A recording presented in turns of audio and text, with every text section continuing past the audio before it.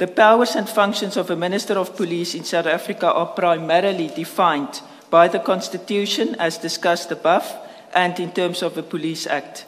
The Minister's role is to provide political oversight and to determine national policing policy, while operational control of the police service is vested in the National Commissioner.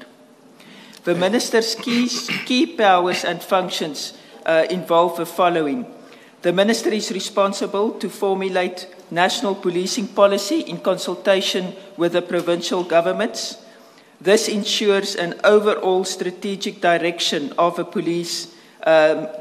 This ensures that the overall strategic direction of a police service is aligned to national priorities in accordance with Section 206 of the Constitution. And in this regard, it should be noted that the Civilian Secretariat for Police Service has drafted various policy documents for approval by the Minister. It includes, for example, a policy on the reduction of barriers in the reporting of sexual offences and domestic violence. The need to clarify the role of the Minister has repeatedly been raised as a concern. It appears that there are different interpretations to words given or words contained in Section 207 of the Constitution that requires the National Commissioner to exercise control over and manage the police service in accordance with the national policing policy and the directions of the Cabinet member responsible for policing. According to the Oxford Dictionary, policy refers to a course or principle of action adopted or proposed by government to achieve a particular goal, often outlined in written form or as a clear guideline for conduct. Chair, this relates specifically to the question whether the letter of the Minister on the 31st of December 2024 was a direction given in terms of Section 207 and whether that fell within the purview of a Minister to give that direction. So policy is clearly something that is proposed to further government goals, and it's often outlined in written form. And I believe in view of our discussion on the national policing policy, we all have a better idea of what it entails and also the strategic level of matters that are addressed in that policy as an indication of government's goals and aims. Government's policy does not only relate to the decision or view of a president and a minister, and this is even more pertinent in view of our current government of national unity. So it cannot be proposed that even if it was discussed with the president, it has now become government's policy or government's intention to dissolve the PKTT. Clearly, it was an instruction by the minister. It also contained the word, I believe repeatedly, direct. The question is, was it a lawful instruction or direction in the sense, did the minister have the power to direct or command the closure of a task team that was investigating crimes?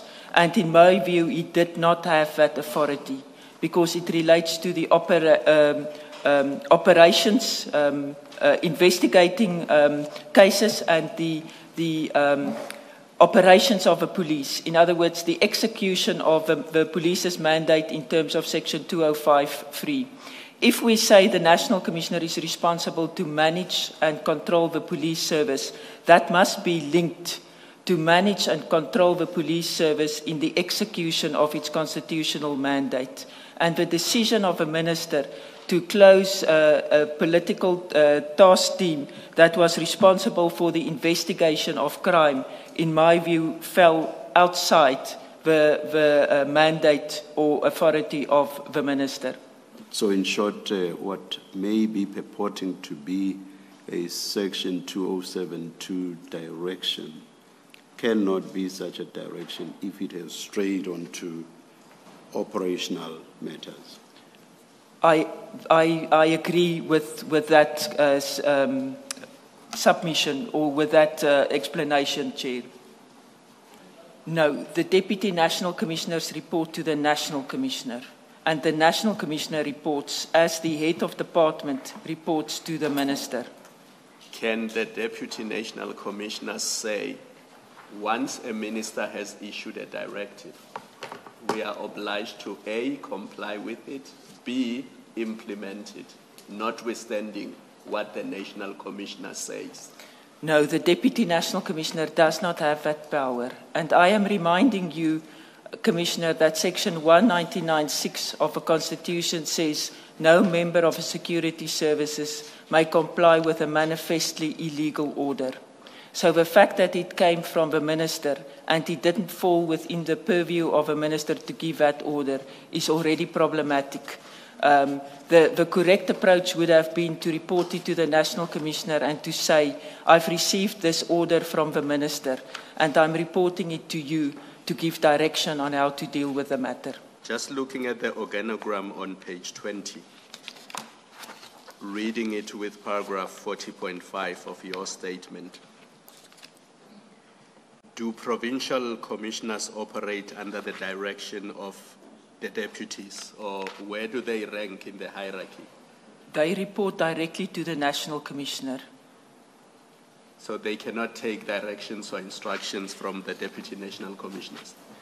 Commissioner, when, as I indicated, let's say General Sibiya, who is responsible for investigations as the Deputy National Commissioner, if he requires the assistance of a provincial commissioner, he can call the provincial commissioner and say, I need your assistance on this, or there's dockets that we need from head office side for this purpose or whatever. So there will be consultation, but when it comes to the reporting and their performance as well, they report directly to the National Commissioner. Well, perhaps just to follow up on that point, and maybe put it here, is it competent for a Deputy National Commissioner to give instructions in a province for the upliftment or the transfer or removal of dockets without engaging the provincial commissioner of that particular province to which the dockets relate? No, sir, it will not, because then it means there are things happening in the police that the provincial commissioner is accountable for, but he doesn't have any knowledge of that. So that is problematic. It undermines the authority of a provincial commissioner to effectively manage the police within that province. And in fact, the Commission will recall when the National Commissioner testified on that aspect, he indicated that when that issue, the issue of the referral of the dockets back to KZN was being dealt with, he said to Deputy National Commissioner Sibiya, they should be returned the same way that he took. In other words, because they were removed without the involvement of the provincial commissioner, their return should also not involve him. That is correct. Yeah. It is important to highlight that in his letter, the Minister did not direct how the dockets under the task team's control should be dealt with. He did, however, direct that the disbandment ought to be done with immediate effect. I am informed that this determination of the dockets under the task team's control should be dealt on how the dockets to the task team should be dealt with was made by Lieutenant General Sibiya in his letter to Lieutenant General Sintamule, dated 4 February 2025. That letter also makes clear that Lieutenant General Sibiya claims to be acting on the instruction of the Minister of Police to disband the task team. And that letter is also part of my file too. The affidavit, the post... So can I just ask you maybe... General, focusing on the prescripts, we know what General Masemola said and what General Mkhwanazi said. Is it consistent with any prescript that you are aware of, whether it's the national instructions or other directives?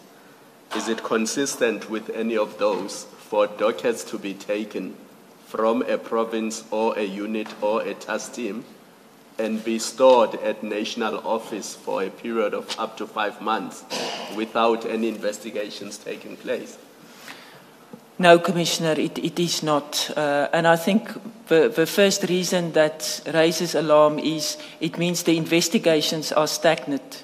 Nothing is happening. On that investigation, you would expect the police to proceed as fast as possible and make a breakthrough. But the longer the dockets remain unattended, the more difficult it becomes to investigate that cases properly. Evidence get lost, witnesses forget with time, and therefore the investigation, any investigation, will be detrimentally affected if it is stored somewhere and no attention it doesn't receive attention in the furtherance of the investigation. Based on the legislative excursus detailed above, I am of a view that the decision to disband the PKTT as a task team lay within the exclusive authority of a National Commissioner, and that the Minister did not have the legislative authority to disband the PKTT, let alone the manner in which he did. I say so for the following 6 reasons, one of which is in the alternative. Firstly, Section 206 of the Constitution enshrines the role of a Minister primarily as that of providing policy direction at the national and provincial level. The Minister of Police is not a technocrat. His or her role is to advance the development of legislation and national police policy, particularly in respect of key issues that require executive attention. Therefore, a minister is empowered to select which areas warrant specialized intervention and attention, such as cash in transit, illegal mining, gangsterism, etc. However, a minister cannot prescribe or direct at an operational level, how policy is to be implemented. That is to be left to the National Commissioner, especially in view of the fact that this relates to the distribution and deployment of resources and has financial implications, which falls within the exclusive authority of a National Commissioner as the accounting officer of a Department of Police in terms of Section 36 of the Public Service Management Act. The Minister unlawfully strayed into the constitutional competence of a National Commissioner when he issued a letter for the disbandment of the PKTT. What would have been an appropriate path is for the Minister to express that he no longer considers political killings to be a priority and direct the National Commissioner to consider and take steps to align it with his directive. It can never be appropriate for a Minister to instruct the National Commissioner not only to disband the PKTT, but also to say that the disbandment must be done immediately. That constitutes not only an usurping of powers of a National Commissioner, but also undermines the constitutional objects of the SAPS as set out in Section 205(3), especially in respect of ongoing criminal investigations and the potential risk that further crimes may be committed. Thirdly, due to the nature of the offences under investigation, a task team like the PKTT is privy to politically sensitive materials, and its dockets would need to be treated with the same sensitivity. The dockets could not simply be taken back to their respective police stations and investigated in the normal course. I say this because politically related cases are highly organized and are executed through different role players, such as hitmen, spotters, coordinators, and persons who ordered the hits. In addition, they typically involved a conspiracy implicating well-resourced senior politicians and if you can then proceed from 1 to 1. In addition, the National Commissioner testified that he had doubts, though he did not express them, on the lawfulness of the instruction of a minister on the disbandment of or the establishment of a PKTT, but elected to facilitate and oversee the winding down thereof on his terms, for reasons explained in his testimony. The nature of an organization such as the police requires a clear chain of command and requires respect for instructions and directives. The National Commissioner had no reason to doubt the bona fides of a minister at the time of a direction or directive, or to second-guess the motives of a minister. The apparent motives for the directive only became evident later. The reasonableness of the conduct of a National Commissioner in this regard ought to be considered within the context of the circumstances at the time, and as he indicated, he was surprised by the directive and the lack of explanation for the decision. However, the difficulties that flowed from the Minister's directive cannot be attributed to a lack or failure of oversight mechanisms. It is attributable to factors that came to light much later and on account of discoveries from the ongoing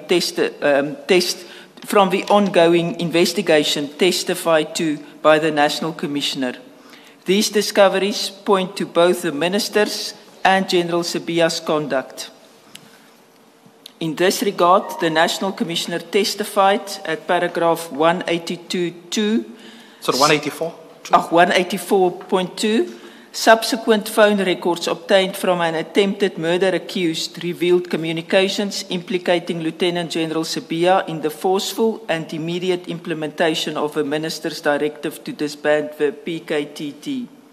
These records suggested that Sibiya's actions were not merely procedural, but rather tied to deeper connections with individuals identified as members of a criminal cartel. The timing and urgency of his compliance appeared to align with imperatives to shield cartel members from ongoing investigations.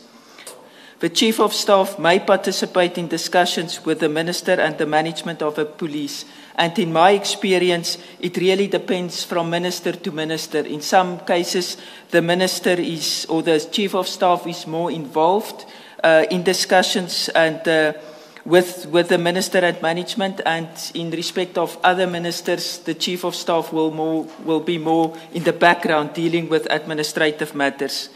However, it should be noted that the Chief of Staff does not have any powers relating to the execution of policing functions. In terms of Section 207, the National Commissioner is responsible to manage and control the SAPS and remains accountable for the decisions taken by the SAPS. And I think in this regard, the National Commissioner, when asked regarding the participation of the Chief of Staff in respect of decision-making, in respect of that plan, he indicated that when it comes to accountability, he, the National Commissioner, is ultimately accountable. And this makes it clear, I think, if one looks at the 2 points that you make. The first being that the Chief of Staff is appointed, or the appointment of the Chief of Staff is regulated by the Public Service Act, which you make at the end of paragraph 123. And then in respect of 125, you say the Chief of Staff does not have powers relating to the execution of policing functions. So those 2 read together makes that point explicitly clear. Do you agree? That is correct, Chair.